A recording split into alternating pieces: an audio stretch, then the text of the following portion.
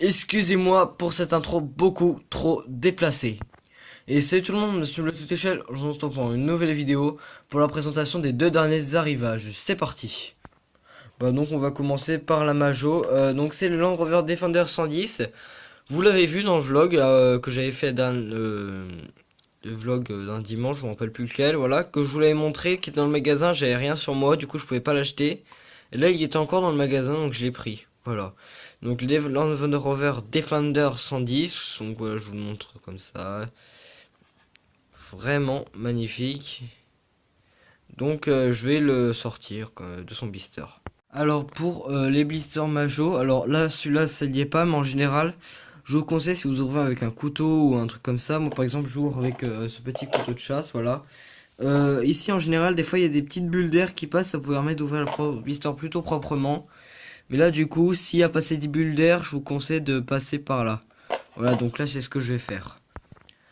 Donc voilà la miniature, je suis super heureux d'avoir enfin ce Land Rover entre mes mains, voilà. Minute qui est présenté, donc d'ailleurs le capot, ah ouais, c'est moi qui se ferme. Donc voilà, il est vraiment très très beau. Donc je crois hors blister, je sais pas si je suis le premier à le présenter ou pas.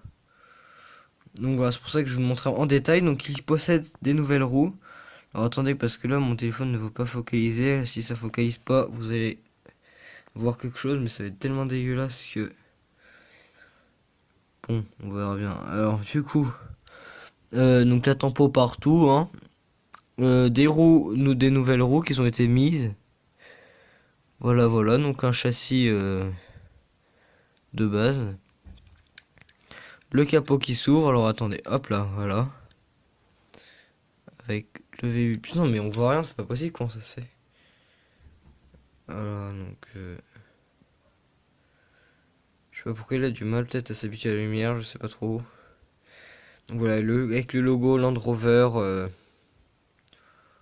Voilà, donc celui-là il est vraiment magnifique. On va sortir également la petite carte.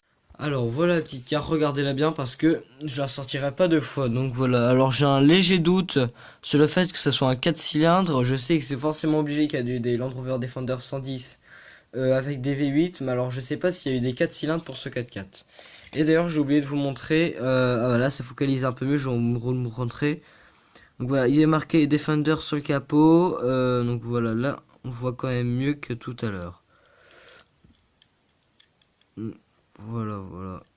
Il est vraiment magnifique. Je vous montre le moteur. Bah, on va voir à l'intérieur si ça ressemble à un 4 cylindres ou un V8. Attendez, hop. Oui, en fait, il n'y a pas de lumière donc.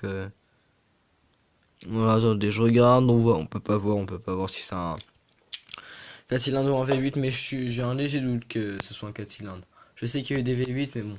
Et ensuite, la deuxième miniature, parce que ça fait un moment que je suis sur le Land Rover là. Il s'agit d'une Porsche 924. Voilà, donc en fait, elle était avec les autres que je vous avais montré que j'avais retrouvé. Mais en fait, vu que celle-là, j'avais un doute si elle était à moi ou pas. Et en fait, j'ai vu avec mon père, c'est qui était à moi et qui était à lui. Mais en fait, celle-là, elle était à moi. Donc, enfin, en fait, on savait pas vraiment à qui c'était. Vu que mon père, il avait déjà 400, 924, 143. Je l'ai prise du coup, même si, donc, c'est des vis. Donc, si un jour je trouve une autre pour pièce, bah, parce que les vitres, elles sont quand même bien défoncées. Bah ça partira en restauration, je vous montre l'intérieur qui est quand même vraiment bien. Alors attendez, hop.